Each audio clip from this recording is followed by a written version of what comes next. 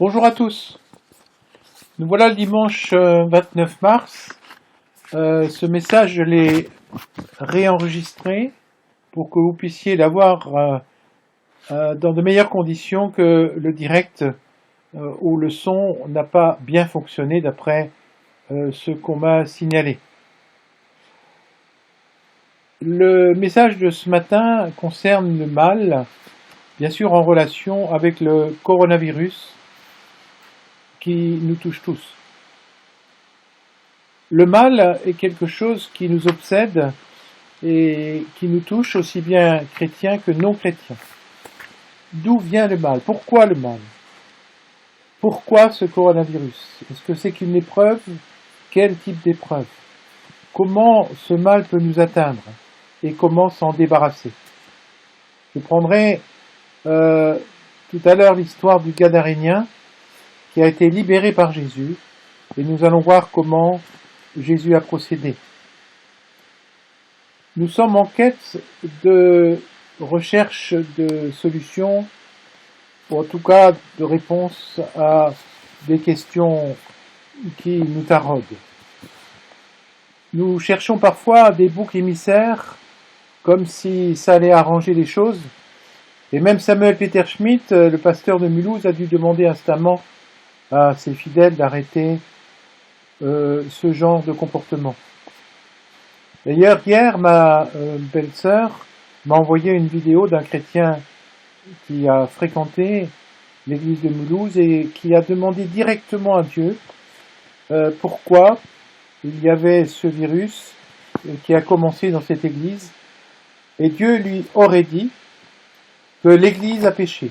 Et l'église est dans le péché parce qu'elle ne suit pas les lois de l'Ancien Testament. Voilà à nouveau revenu au 1er siècle où ce débat a été tranché et qui n'a pas lieu d'être. Vous voyez, les choses reviennent.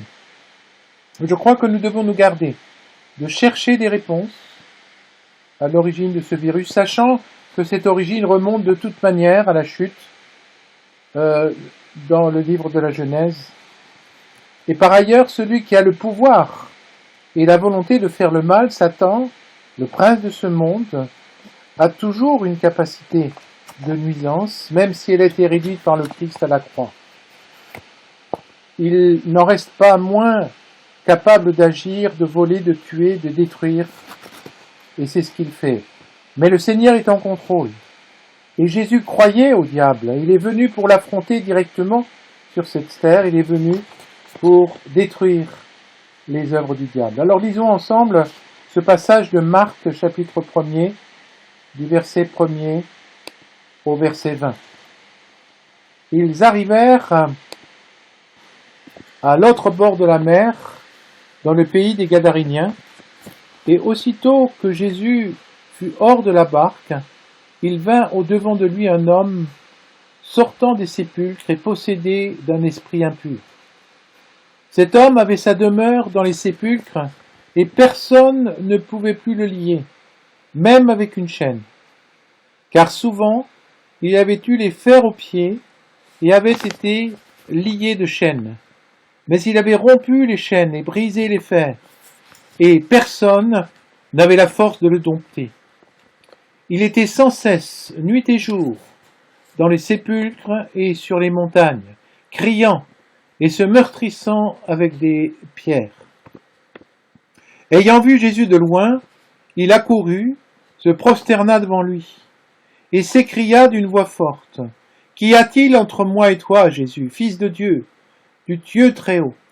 Je t'en conjure au nom de Dieu, ne me tourmente pas. » Car Jésus lui disait, « Sors de cet homme, esprit impur. » Et lui demanda, « Quel est ton nom? » ?»« Légion est mon nom, lui répondit-il, car nous sommes plusieurs.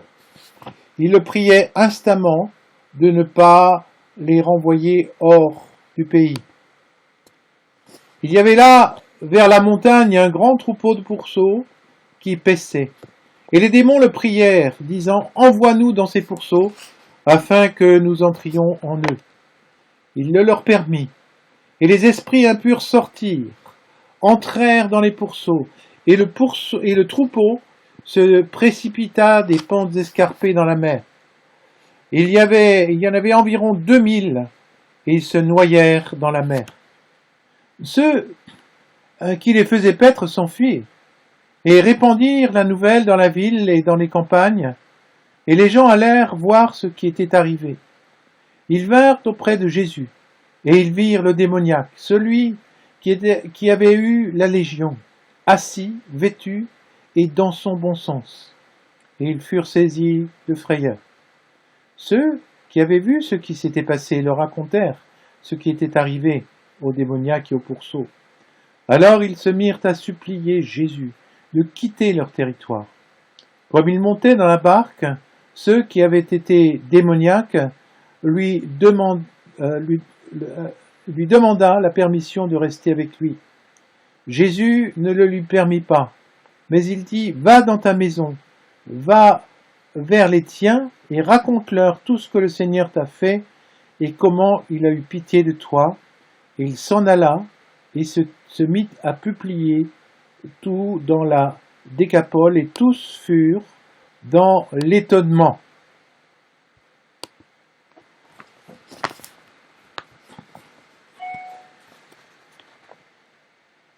Vous voyez, cet homme a été enchaîné, il était démonisé, et à cette époque, on connaissait toutes sortes de maladies. Et Jésus faisait la différence entre les maladies mentales, parce qu'on lui amenait les lunatiques, avec les maladies héréditaires, comme la femme à la perte de sang, ou comme des maladies comme des virus, comme ceux qu'on a aujourd'hui avec le coronavirus, ou les démonisés, les personnes démonisées. Le problème du mal est complexe et ne peut être compris uniquement, pas de manière humaine. Comme dans un combat contre un ennemi, il faut connaître l'ennemi, sinon on sera battu. Si on le sous-estime, il va nous battre. Parce que l'ennemi est puissant, le mal est puissant. Dans le cas du coronavirus, les Français, comme les Américains et bien d'autres, ont sous-estimé la capacité de transmission de ce virus lorsqu'ils agissaient déjà en Chine. On pensait que c'était très loin et que ça n'arriverait pas chez nous. Et on a été dépassé par le manque de capacité hospitalière, de masques de protection, de toutes sortes de mesures de protection sanitaire. Et on voit bien qu'en sous-estimant l'ennemi et la puissance qu'il a, on se fait déborder par ce dernier. Mon frère, par exemple, me disait que certains de ses collègues qui sont en Alsace, ils sont partis vers le sud, chez des amis, et ils continuent à faire la fête, et aller sur les plages, à aller dans les cafés, bien que, je pense, cette semaine, c'était terminé. On voit là la présomption contre le mal.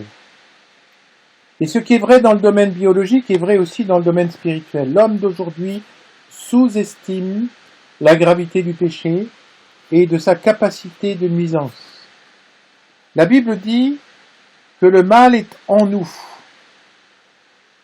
dans le monde et au-dessus de nous. Elle nous dit qu'il y a du mal naturel et du mal surnaturel. Le mal n'est pas qu'au niveau humain, mais il est aussi transcendant. Et là, il nous faut le secours de Dieu. Le secours de Dieu pour la science ne suffit pas. Il faut la prière, l'intercession, l'exercice de l'autorité spirituelle, et pas n'importe quelle autorité. Et il faut chasser les démons lorsqu'il le faut. Le mal est une puissance. Plus l'humanité avance, plus elle promet de régler tous les problèmes, et plus les catastrophes échappent à son contrôle. Pourquoi ? Parce que l'homme oublie que le mal a une dimension transcendante, spirituelle.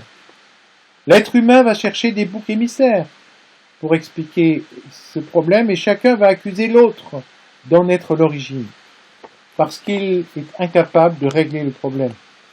Alors que la Bible montre que l'origine du mal est due à Satan et à la chute, et tout cela est à la manœuvre. C'est pourquoi Paul dit dans Éphésiens 6 que nous devons prendre toutes les armes de Dieu pour tenir ferme contre les ruses du diable et du malin. Dans Marc, au chapitre 4, personne n'avait la force de le dompter. Personne n'avait la force de le dompter. Vous voyez, cette affirmation de Jésus, de la parole de Dieu, montre que il avait des fers aux pieds, il était lié de chaînes, et il avait rompu ses chaînes et brisé les fers, et personne ne pouvait le dompter. Le mal, on ne peut pas le dompter, parce que, eh bien, il est plus fort que nous, et il a besoin, eh bien, d'être lié par le Seigneur. J'aimerais maintenant passer au modèle opératif du mal. Comment est-ce qu'on peut s'en sortir? Alors il y a 3 étapes de guérison. Non, attendez, je ne suis pas encore à la guérison, je suis allé trop vite.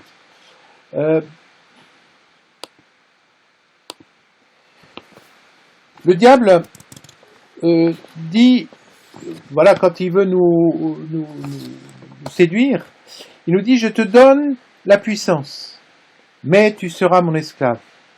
Plus on reçoit la puissance, quand on cherche la puissance, plus on sera esclave de l'ennemi. C'est pourquoi il ne faut pas chercher de responsables de catastrophes, car ceux qui font le mal, ceux qui font le mal volontairement, sont esclaves eux-mêmes de l'ennemi. Personne n'est au contrôle de soi-même pleinement. Celui qui cherche la puissance est contrôlé par la puissance, parce que nous sommes contrôlés par le Seigneur qui dirige nos vies. Si vous cherchez à atteindre désespérément quelque chose dans votre vie, cela va vous enlever votre liberté. C'est pourquoi nous devons traiter avec le Seigneur, avec Christ. Si nous ne traitons pas avec Christ, nous traitons avec le diable. C'est aussi simple que cela. Si Christ n'est pas le plus important de notre vie, le diable aura une emprise sur nous. Alors posons-nous la question, pourquoi vivons-nous? Pourquoi vivez-vous? Si c'est votre carrière, eh bien, vous serez esclave de la carrière. Si vous vivez pour la promotion, vous serez esclave de la promotion. Voyez-vous, tous les éléments qui sont des recherches, eh bien, vont nous enlever la liberté. Jésus demande: quel est ton nom? Et la réponse, c'est Légion. On voit que cet homme a été écartelé en morceaux, avec toutes sortes d'écartèlements dans sa vie qui l'ont empêché d'être libre.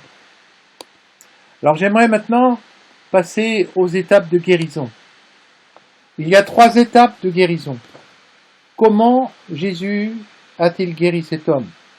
Alors la première étape, c'est Jésus attire. Ayant vu Jésus de loin, cet homme accourut. Il se prosterna devant lui. Voyez-vous, le vrai Jésus, non pas le Jésus de la religion, mais le vrai Jésus attire. Il crée une attraction. On a envie d'aller vers lui. On a envie de le connaître. Et ça, c'est la première étape qui est importante, qui nous est montrée dans ce texte.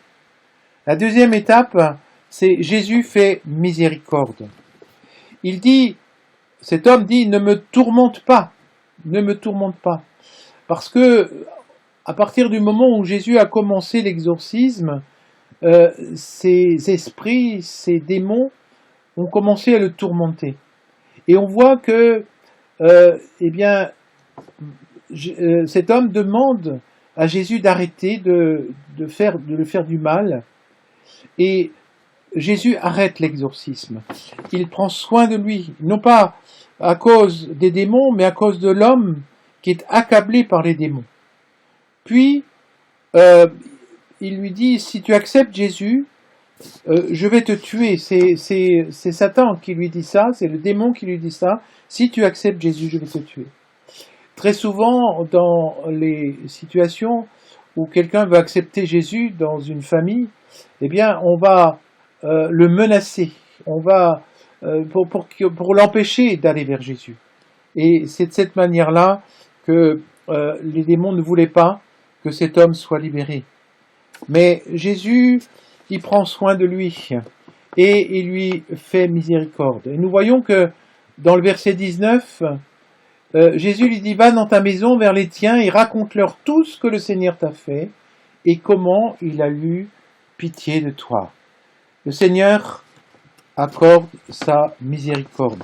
Ne soyons pas craintifs de donner ouvertement notre vie au Seigneur. Et enfin, nous voyons que Jésus rétablit le Gadarénien, rétablit celui qui est atteint par le mal. Et le Seigneur va nous rétablir.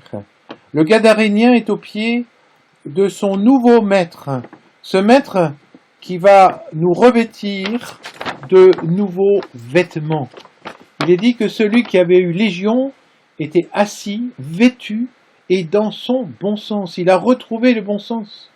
Et ils furent saisis de frayeur.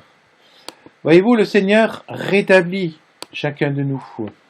Et si nous changeons notre regard, si notre regard se détourne de la pandémie et nous tourne vers le Seigneur, Dieu va utiliser cette pandémie pour secouer les certitudes des hommes et leur capacité de se sortir de leurs conditions. Faisons-lui confiance et croyons que le Seigneur va utiliser ces choses pour amener les personnes à le connaître. Et il fait grâce, il fait miséricorde, c'est un Dieu de miséricorde. Prions que le Seigneur touche nos contemporains, touche les cœurs, pour qu'ils comprennent que le mal qui les atteint n'est pas simplement d'origine biologique, naturelle, mais spirituelle, transcendante, qu'ils cherchent à connaître celui qui est leur maître et qui veut être leur maître, et que celui qui dirige le monde, c'est Jésus, et qu'ils trouvent leur salut en Jésus-Christ. Prions un instant. Seigneur, nous te prions pour tous ceux qui sont atteints par la maladie, qui sont dans l'anxiété, qui sont dans la peur, que tu leur parles, qu'ils te cherchent, Seigneur, dans cette occasion d'épreuve, qu'ils puissent se tourner vers toi, qu'ils puissent avoir à leur côté des chrétiens qui leur parlent de toi, qui puissent leur témoigner, afin qu'ils puissent te rencontrer. Nous te demandons que tout cela serve à ta gloire et à l'avancement de ton royaume. Amen. Amen. À la prochaine. À bientôt.